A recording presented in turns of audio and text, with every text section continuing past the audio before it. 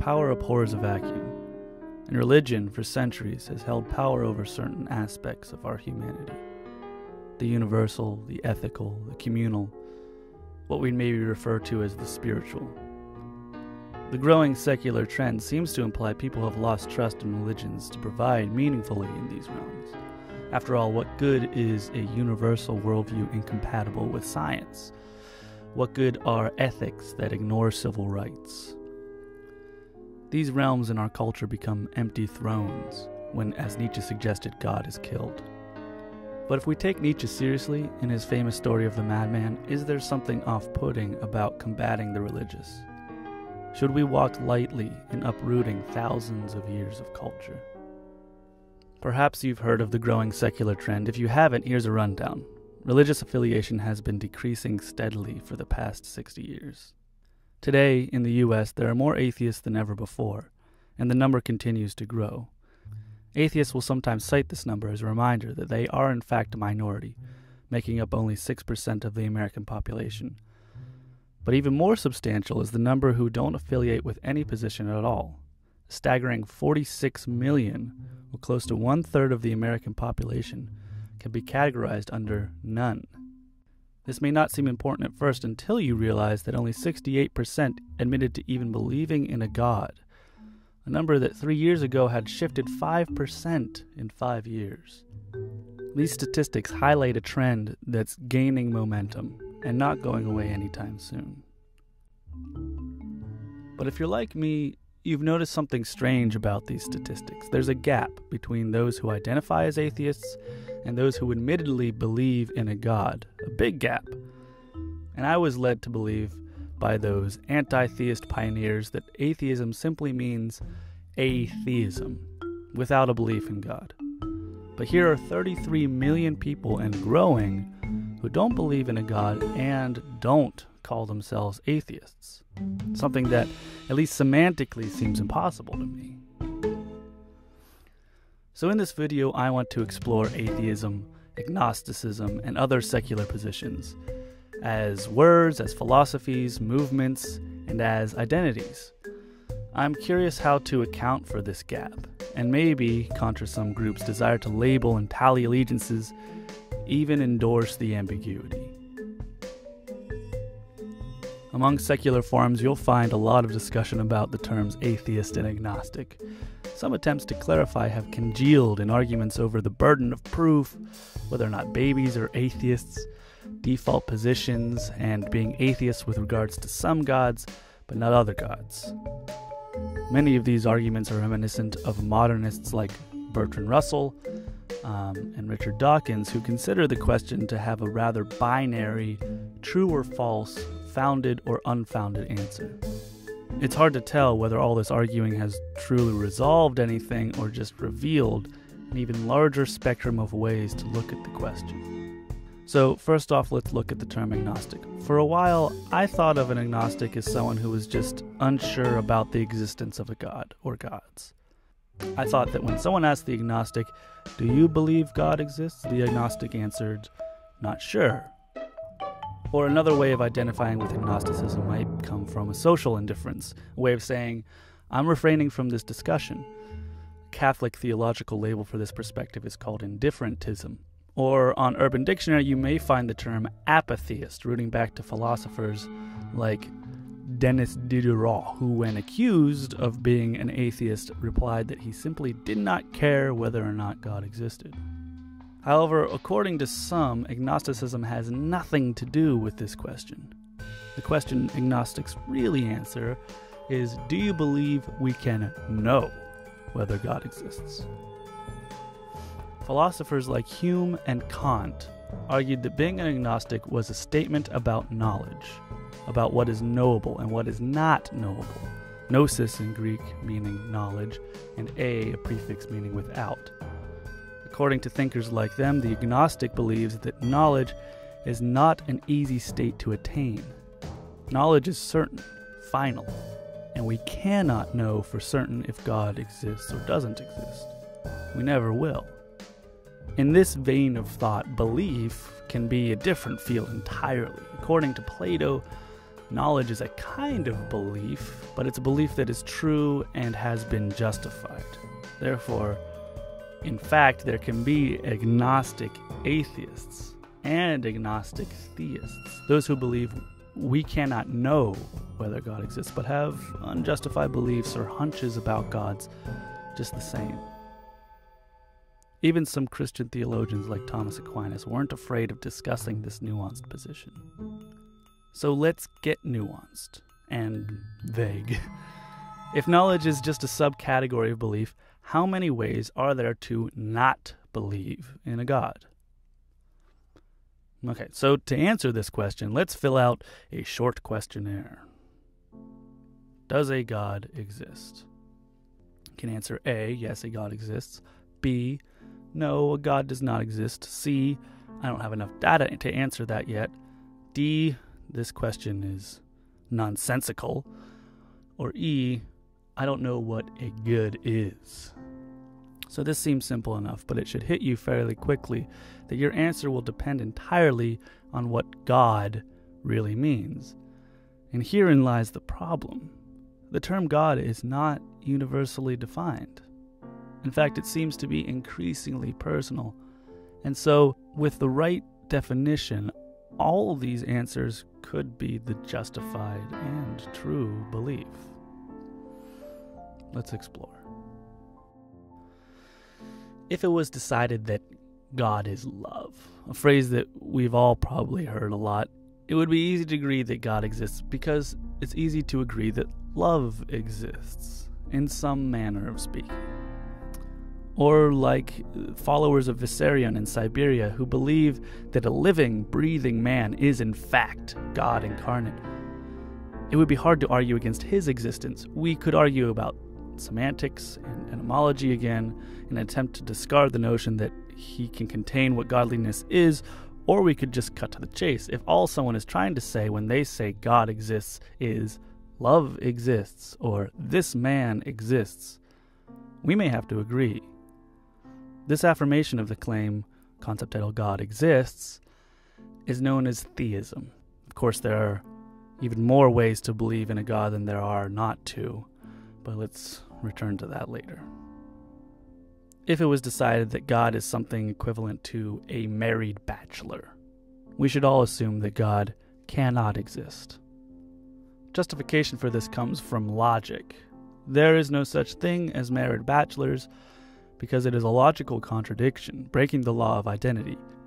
Hence, we could also argue that an all-powerful, all-good God may not exist if at the same time he governs over ungood things in the same sense. Likewise, if it was decided that God is a very large frisbee player who made our flat earth to throw about the heavens, we could also assume that he does not exist. This is where we get into the science versus religion dichotomy, because we could be justified to argue that certain creation myths essential to the identity of gods are incompatible with certain empirical truths. And if one justified belief is in conflict with an unjustified belief, so as they are truly incompatible, we'd have to choose B. And this affirmation of the claim, concept title God does not exist, is known as positive atheism, or de facto atheism, or strong atheism, or Gnostic atheism, or, according to some popular opinions, this is just plain atheism. Richard Dawkins has openly talked about being from this position, and I feel like Christopher Hitchens leaned this way more than not. As Bertrand Russell pointed out once, if it was decided that God is a teapot orbiting Mars, we would be unable to decide whether or not he existed. Perhaps there is a teapot orbiting Mars. Perhaps there isn't. We are unable to make a statement about the existence of the teapot because we have no facts to evaluate at the moment. It's possible, but we're not warranted in believing that it's true. In this case, it cannot be said that God exists, but it cannot be said that God does not exist either. We are simply not sure. And this reluctance to affirm the claim concept title God exists can be known as soft atheism, depending on who you talk to. If you talk to philosophers, they may also call it negative atheism. If you talk to theologians, they may call it weak atheism. If you ask the Pew poll, they might just call it agnosticism. Some names you might recognize in this position could be Carl Sagan, and though Neil deGrasse Tyson doesn't like labels in general, he seems to fall under this position as well. D. According to George H. Smith, there are those of us who remain in the dark, who have never heard of this strange good everyone's talking about, and we would have to answer D. D is reserved for the isolated tribe who has no concept of what we would refer to as a god, whatever that means, or for the secularly raised child who hasn't heard about God yet at school. Now, according to some popularized atheism memes, even babies, even rocks, and abstract objects fall into this category. Though this is a highly criticized opinion, as it said, it unfairly lumps ignorance and things incapable of beliefs in with active participants in a philosophical discussion. It would be a bit like calling a dog a non-smoker or a cup of pudding non-partisan.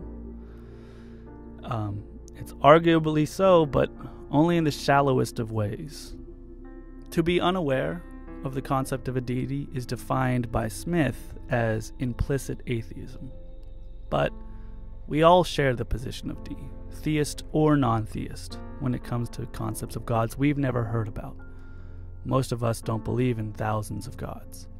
So in light of the social implications of the term atheism, it may be more suitable to refer to this group simply as inapplicable, or special case, or unaware. E. If the definition of God was never coherently presented, if it kept changing, if the definition of exists was never agreed upon or presented coherently, then we would be forced to throw our hands up and say, this question is meaningless. And this refusal to even comment on the claim, unintelligible concept entitled God exists, is known as agnosticism. That's right, ig with an I. And neither theist, nor atheist, nor agnostic, the agnostic apparently waits for people to start making some sense before suggesting whether it's reasonable to believe in. The point that I'd like to make is that we all fall into each of these positions at different times, depending on how the question asker defines God.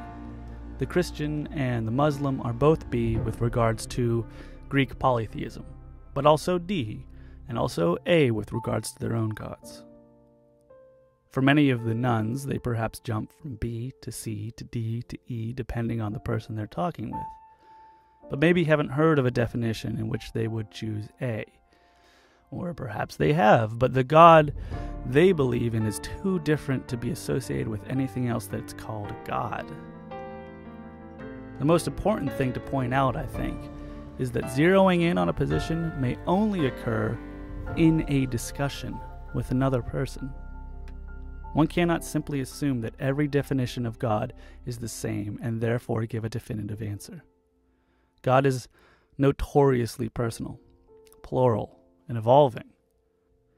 Maybe this is why the nuns continue to grow generationally. And of course, there's something else that makes us reluctant to label ourselves. When I think about certain family members or good friends who believe in some higher power, seeing my older channel, I get sad. I get sad because I can sense their discomfort, a discomfort from those who refuse to accept their worldview, who believe it's incorrect, who want to break it. I think now that if the highly contested voice of the human spirit was a road, atheism seems to be shouting from the on-ramp, telling people to get on, to stop sitting around this town of religiously barricaded immobility. And that's okay to be shouting, I think. Anger is okay. It's a natural reaction to responding to a trauma. And let's be honest, we may be emerging right now from an extended period of cultural trauma in which religion played an enormous role. But I wonder if there comes a point when pushing back against the phony, against those bad religions, and equipping those who intend to travel leaves atheists immobile themselves. Don't they too need to go down the road there's so much more to see out there, to explore and to become a part of. The fulfillment of the human spirit doesn't suddenly occur with the droppage of superstition. It just may start with it, and then the road goes on forever. And I say it may because, of course, there are those who may not choose to get on that on-ramp. The realization that a modern nirvana isn't only plural, it's necessarily non-singular. There is no correct worldview. There are only effective worldviews, and that a particular worldview's effectiveness largely depends on the goals we ascribe to it. Geometry is particularly good at designing buildings, but it may be difficult to use to cook a romantic dinner for your partner. If the goal is large-scale fulfillment of our humanity, the goals will be so variant, one cannot prescribe a single solution. So, personal emotional fulfillment may have a range of confirmation that's pretty small depending on what fulfills you emotionally. Interpersonal relationships may play a role in that, as may your physical health, which may be largely informed by the medical field. Perhaps a mastery of a skill plays a part in that, in which case the theory of that skill, be it basketball or cello, based on years of practice, other masters, the physics of the instruments, the psychology of the other players, becomes a field of almost religious discovery. I have no doubt that the role parables play in the New Testament is equally as valid in contributing to the human condition as the role parables play in Game of Thrones. They are both meaningful stories that, if experienced right, can change the lives of people for the better. We can make meaningful lives with God, and we can make meaningful lives without God. Perhaps, in many iterations of that journey, there are those who have cultural, emotional, familial, or otherwise intangible connection to the religions of old. And these people will always keep some kind of connection to that. Maybe that connection will morph with time. The armor that keeps people paralyzed, stuck in unhealthy beliefs, will fall away as it's no longer needed.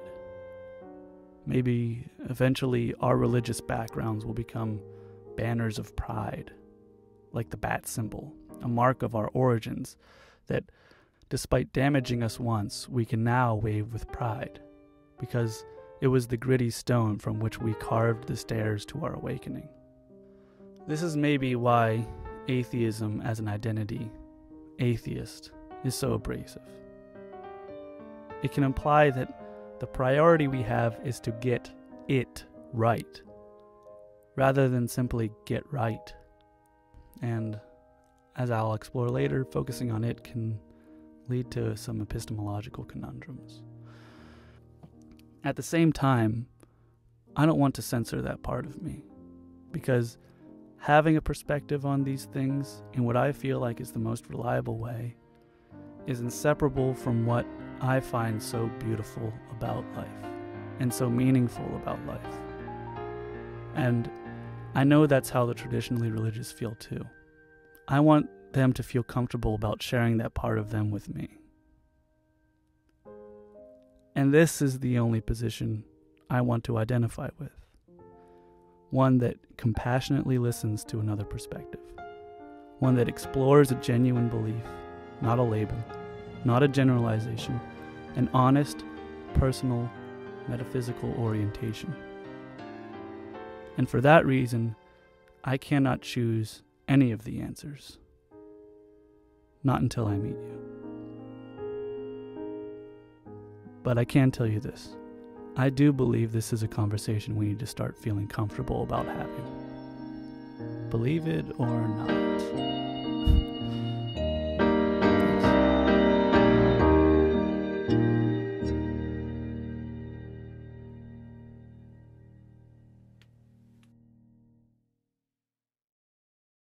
Hey everybody, thank you for watching. Don't forget you can support me on Patreon, or if you don't feel like that's something you want to do, then a great support for this channel just getting started off would just be to subscribe and share and give it a little thumbs up. If you can think of somebody that you want to have this discussion with, then pass this video along to them. Don't forget, all my music is available to you on my SoundCloud, and I can't wait to see you next week. See you in the comments. Bye.